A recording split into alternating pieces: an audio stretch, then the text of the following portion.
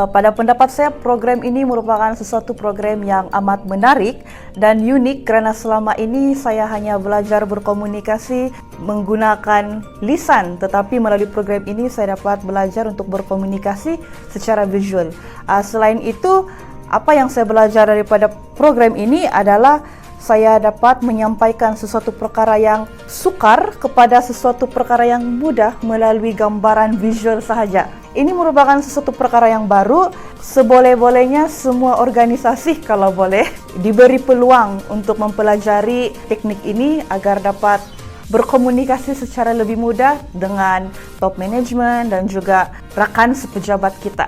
Saya berharap dengan adanya program seperti ini akan lebih banyak peluang kepada bukan sahaja pekerja-pekerja di sektor kerajaan ataupun di sektor swasta, tetapi juga kepada pelajar-pelajar di sekolah agar kursus ini dapat dididik dari kecil lagi sehingga kepada yang besar.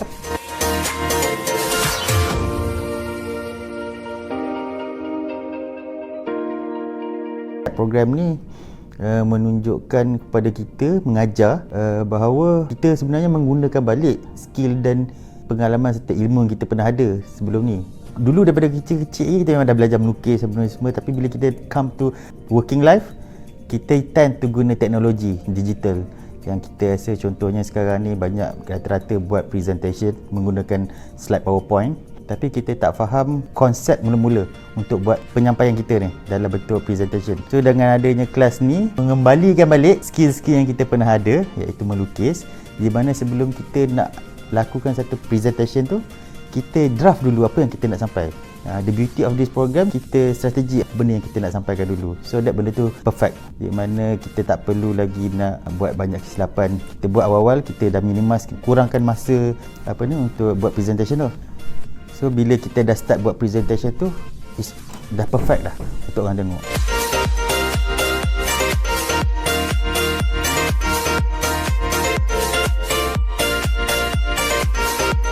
Sepanjang 2 hari saya menyertai program FBCS ni, banyak pengalaman dan input baru yang saya dapat yang saya boleh amalkan dan saya perbetulkan dalam kehidupan seharian, dalam cara kita membuat kerja.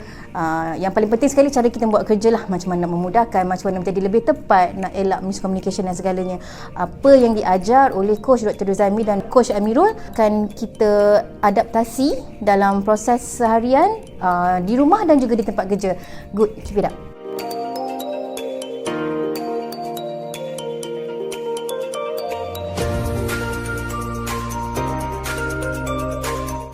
Apa yang bestnya, sekali dia sedarkan kita yang setiap manusia ni semuanya memang dilahirkan kreatif, dan selama ni kita tak tahu pun yang kreatif tu ada dekat dalam diri kita. So once kita dah attend this training, baru kita sedar yang semua orang dilahirkan kreatif. Berdasarkan apa yang saya belajar dekat dalam kursus ni, first dia tingkatkan kita punya confident level. Dia sedarkan diri kita yang semua orang boleh melukis, dan melalui lukisan tu kita boleh memberi komunikasi yang berkesan kepada orang lain.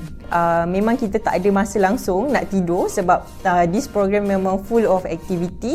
Dia ajar kita macam mana cara nak simplify benda yang complicated untuk kita communicate dengan berkesan kepada orang lain.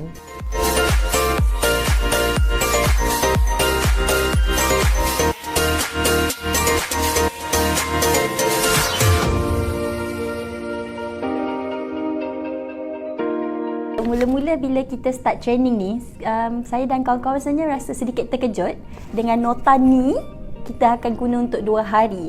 Dan sebenarnya apa yang ada dalam nota ni memang cover semua silibus selama 2 hari, yang mana bukan saja menjimatkan masa tapi menjimatkan perkara yang kita nak buat dalam setiap hari, di mana kita akan think, kita communicate dan implement. Bila yang paling penting sekali bila kita nak implement ni memang menyenangkan ramai orang.